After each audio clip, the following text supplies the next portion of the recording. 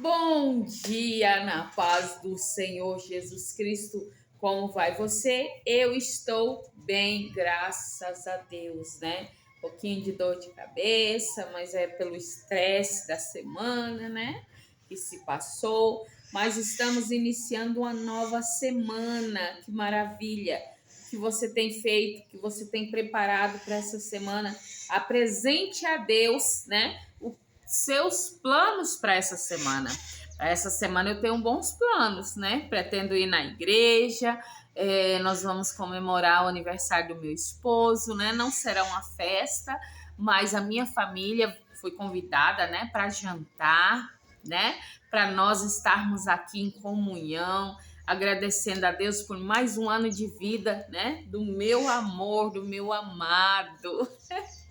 E promete essa semana, né? Bênçãos, vitórias e milagres. E espero que você também, né, tenha feito seus bons planos, né? Apresentado a Deus para que Ele realize. Gente, a palavra de hoje está muito inspiradora. Ela vai nos dizer assim, Mateus 13:55. Não é este o filho do carpinteiro?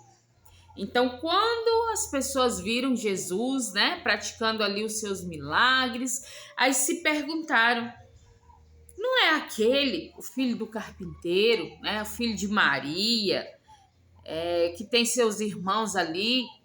Não é ele, mas é ele mesmo, né? Ele que veio lá de Belém, não tem nada de bom em Belém, nada de especial, de diferente, é ele mesmo.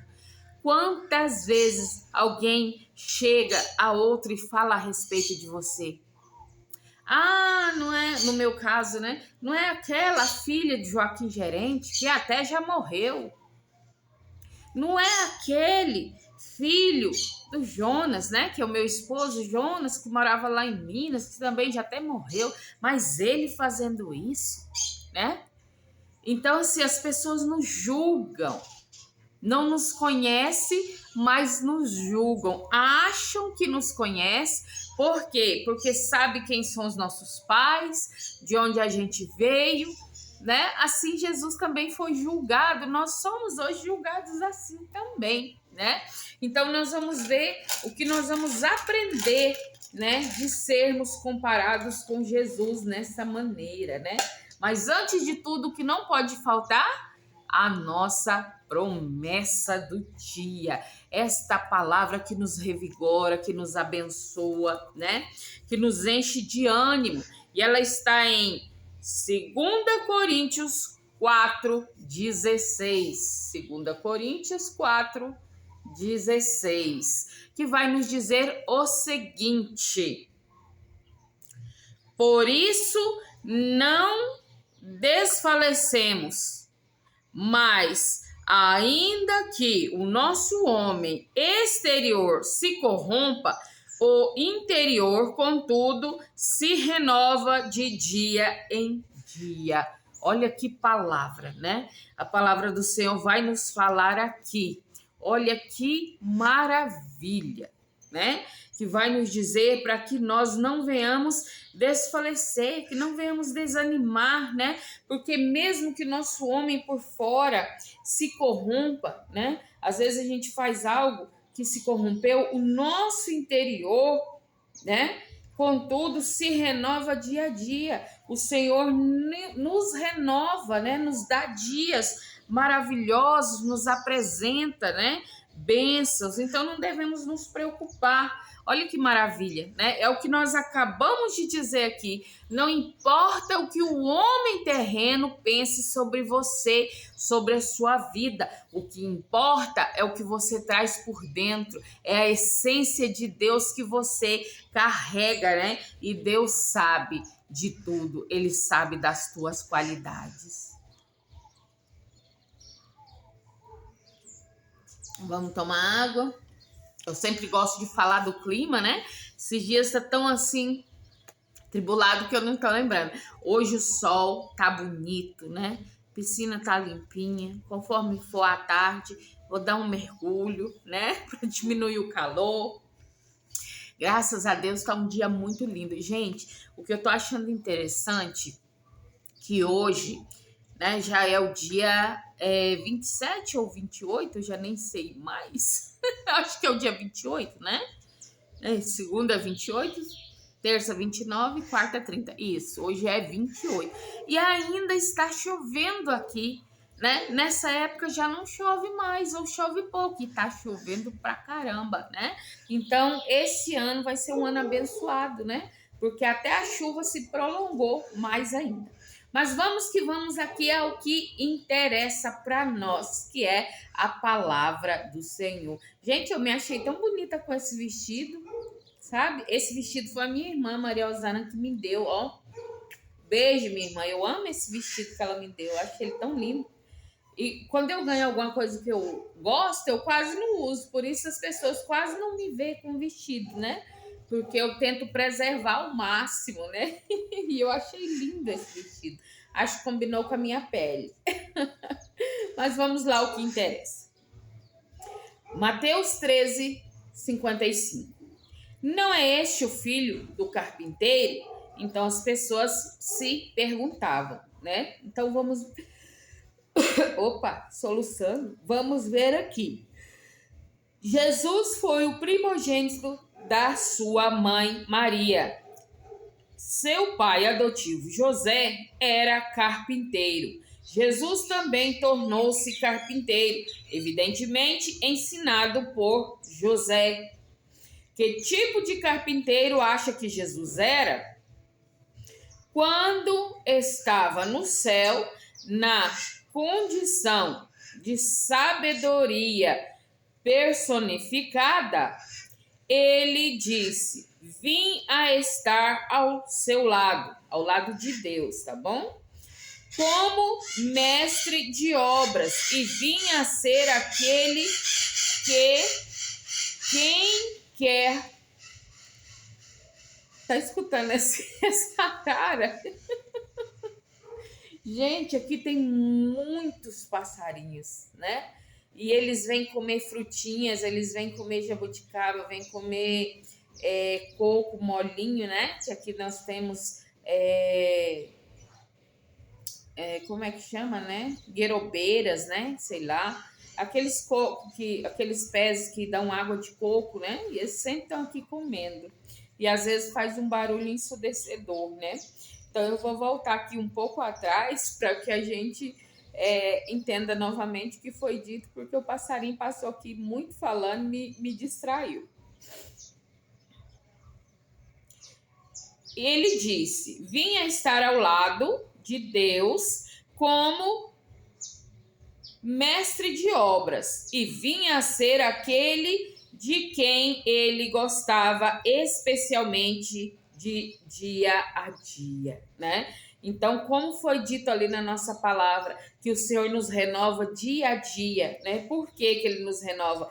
Porque ele nos ama, né? E porque ele, né, ele gosta especialmente de Jesus todos os dias, assim como ele gosta de nós todos os dias, a ponto de nos renovar todos os dias para que façamos as coisas diferentes, para que sejamos abençoados. Deus aprovou Jesus que no céu era um dos trabalhadores. Você não acha que quando era jovem na terra, Jesus também se esforçou para ser um bom trabalhador?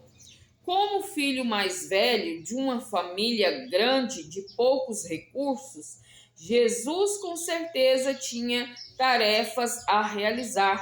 Além de ser treinado por José, mais tarde, Jesus tornou-se pregador e decidiu-se ao ministério, mesmo à custa de confortos pessoais. Consegue ver maneiras em que você pode imitar a Jesus? Então nós vemos aqui, né, Jesus, ele era o primogênito de uma grande família, né? Ele tinha ali sua mãe, seu pai que ensinou o ofício que ele fazia, né? E eles tiveram mais filhos após Jesus, e Jesus tinha essa responsabilidade como primogênito, como filho mais velho, né? E treinado no céu para servir a Deus, que era o pai dele, também foi treinado, né, aqui na terra, a trabalhar como o pai terreno, seu pai adotivo, né? José, que o amou, que o respeitou e cuidou, né? Como se fosse o seu próprio sangue. Olha que maravilha. E isso, José, ele nos traz um exemplo grandioso. O quê? Mesmo naquela época difícil, né? A mulher, quando tinha um filho, ninguém queria ela, e ele foi ali, ele aceitou, né? O filho, ele adotou Jesus e ensinou ele com todo carinho o caminho que ele devia andar. Olha que exemplo, né? Então nós também temos que ter esses exemplos bons nas nossas vidas, né? Olha que maravilha, nosso Deus Todo-Poderoso, né? Então nós vamos ver aqui a passagem, né?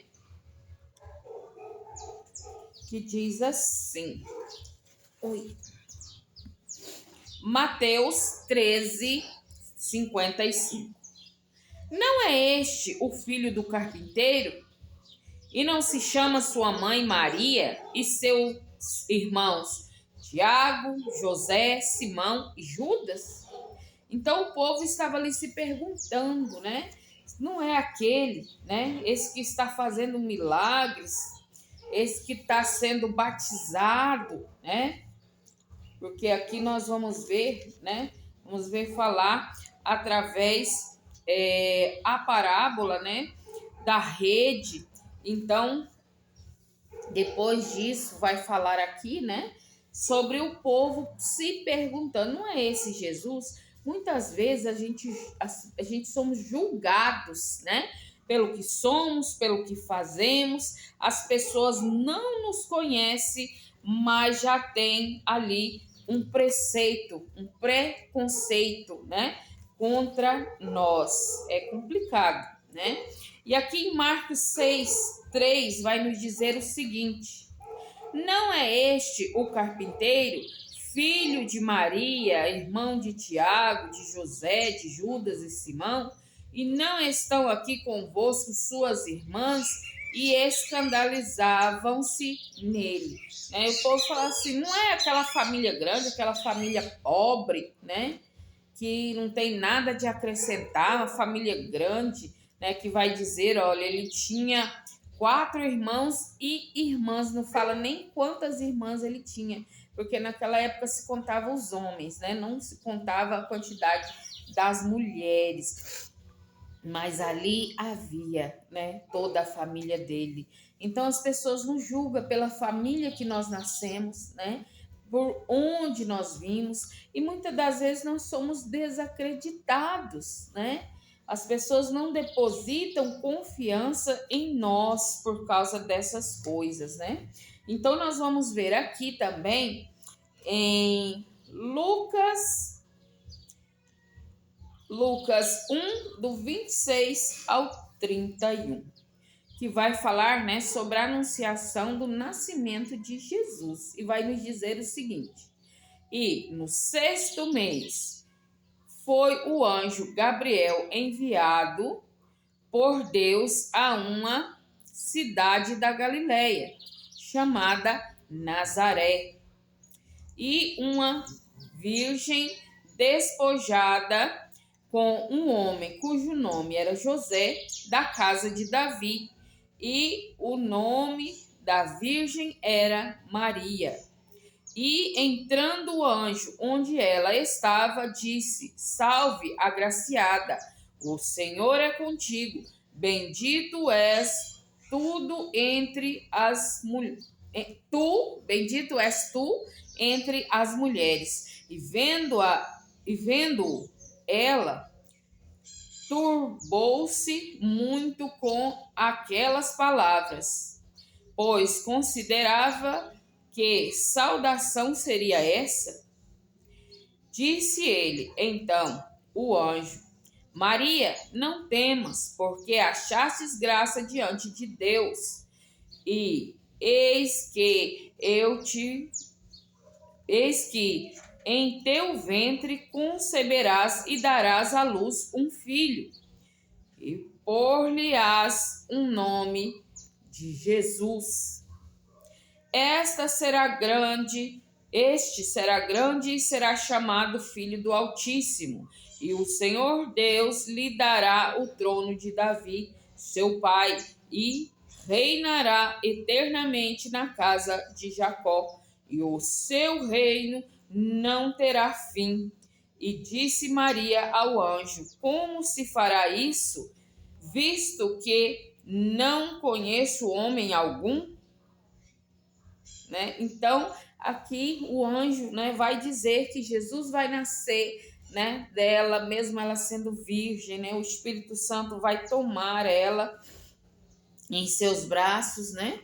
E fazer ali espiritualmente, né, a formação de Jesus sem nenhum pecado, para que ele fosse obediente ao Pai aqui na terra, né, da mesma forma que ele age no céu. Então nós vamos ver também Provérbios 8:30, que vai nos dizer: então eu estava com ele e era seu arquiteto, era cada dia as suas delícias, alegrando-me perante ele em todo o tempo. Então vai dizer aqui, né, que Jesus, ele era o arquiteto de Deus, né? Ele que planeja, Deus planeja e ele que executa, na verdade, né? Ele não planeja, ele executa todas as tarefas que Deus planeja. Então aqui na terra não seria diferente. Jesus, quando era jovem, também trabalhava, né? Para sustentar os seus, para sustentar a sua família. Então Jesus, ele cuidava dos seus, ele trabalhava. A palavra vai dizer, né, que Jesus, ele sofreu as concupiscências na carne da mesma forma que nós, só que o diferencial é que ele venceu todas, né? Ele não se entregou ao pecado igual nós nos entregamos, né? Ele foi íntegro em tudo, né? Olha que maravilha, né, esse nosso Deus. Agora nós vamos ver aqui Colossenses 1:15, que vai nos dizer o seguinte, o 15 e o 16. Para que ninguém diga que fostes batizados em meu nome, eu batizei também a família de Estéfanas. Além destes, não sei se batizei algum outro. Então, vai nos falar aqui, né? Jesus, ele foi batizado, né? Ele recebeu a unção do Espírito Santo sobre a vida dele, né? Para que ele realizasse dali para frente o que Deus ordenasse, né? O Espírito Santo de Deus desceu sobre ele quando Jesus foi batizado, né? Ouve-se uma voz saindo do céu dizendo: este é o meu filho, ao qual tem me comprazido, ao qual tem me alegrado, né? Então Jesus alegrou o coração de Deus. E nós, será que nós estamos alegrando o coração de Deus com nossas atitudes? As atitudes que eu tomei uns dias atrás, eu acredito que não é o que Deus gostaria que eu fizesse, né? Mas eu me arrependi, pedi perdão, né, para a pessoa que eu ofendi, pedi perdão para Deus, né, que me perdoasse, que nós somos falhos, né? Mas temos que aprender com Jesus a nos santificar, né? A nos afastar da presença do mal. Então, nós vamos ver aqui Lucas 9:58, que vai dizer o seguinte: e disse-lhe Jesus: as raposas têm covis e as aves do céu ninhos, mas o Filho do Homem não tem onde reclinar a cabeça. Então Jesus, ele estava dizendo ali, ó, olha, até as raposas têm seus covis, as aves do céu têm seus ninhos, mas o Filho do Homem, o Filho de Deus, não tem nem onde repousar a cabeça, né? Então ele era pobre materialmente, mas rico espiritualmente. Gente, isso nos traz uma lição muito importante, de que não importa a nossa condição financeira aqui na terra, se o nosso espírito estiver cheio, né? Se o nosso corpo está cheio do Espírito Santo, dos dons de Deus, né? Isso nos basta, porque Deus ele provê tudo aquilo que nós precisamos, né? Ele faz tudo aquilo que nós precisamos. Às vezes nem precisamos pedir, ele já está ali, né? Realizando bênçãos sobre as nossas vidas, né? Vamos ler aqui agora João 15, do 10 ao 17, né? Para a gente ver aqui mais ou menos, né? A palavra do Senhor, para a gente ter mais uma noção, né? Sobre Jesus ser a videira e nós sermos os ramos. E diz assim: se guardardes os meus mandamentos, permanecereis no meu amor, do mesmo modo que eu tenho guardado os mandamentos de meu Pai e permaneço em seu amor.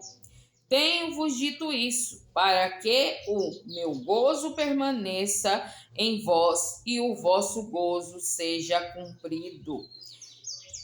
O meu mandamento é este, que vos ameis uns aos outros, assim como eu vos amei. Ninguém tem maior amor do que este, de dar alguém a sua vida pelos seus amigos. Vós sois meus amigos e fizerdes o que eu vos mandei. Já vos não chamarei servos, porque o servo não sabe o que faz o seu senhor, mas tenho-vos chamado amigos, porque todo quanto ouve o meu Pai vos tenho feito conhecer. Não me escolheste vós a mim, mas eu vos conheci a vós e vos nomeei, para que vades e deis frutos, e o vosso fruto permaneça, a fim de que tudo quanto em meu nome pedirem ao Pai, ele vô-lo conceda. Isso vos mando, que vos ameis uns aos outros. Então, essa é a recomendação, né, de Cristo para nós. Ele vai nos dizer: olha, faça todas as coisas como eu fiz, né? Use o meu exemplo, né? Obedeça os mandamentos que lhe deixei, porque esses mandamentos o Pai me deu, né? E eu os cumpro e quero que vocês cumpram. A partir de agora vocês não são mais servos, porque o servo não sabe o que o patrão pensa, o que o patrão vai fazer, né? Mas serão chamados de amigos, né? Porque os amigos se conhecem, sabem o plano um dos outros, né? E nós temos que amar. Jesus fala 2 vezes, né? Para que a gente venha amar ao próximo, né? E ele diz: feliz aquele que dá a sua vida pelo próximo. Aí eu repito, como disse outra vez: irmã, a senhora quer que eu me mate pelo próximo?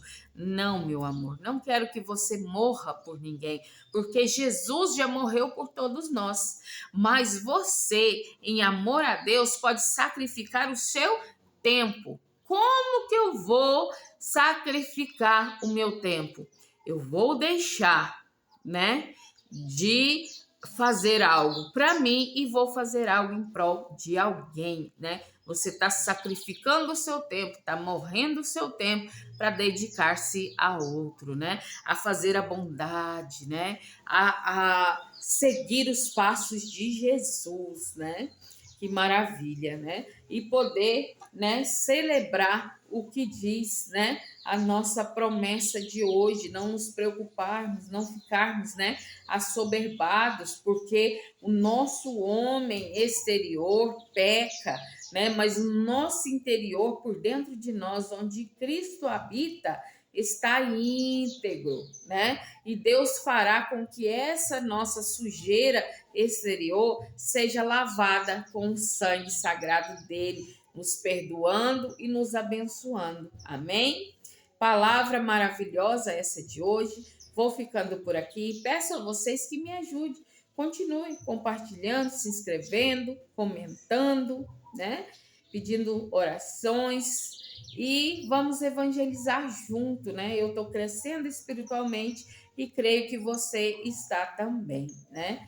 Por isso, vou encerrar por aqui. Tem muitos afazeres hoje, tem que já começar a planejar o bolo do meu esposo, né? Estou muito feliz aqui e peço a vocês que, se puder, tire um tempinho, ore por ele, né? Pela vida dele, né? Por mais um ano de vida, né? Que Deus está concedendo ao meu esposo. Vou ficando por aqui. Um fortíssimo abraço e um beijo enorme no seu coração e até o próximo vídeo.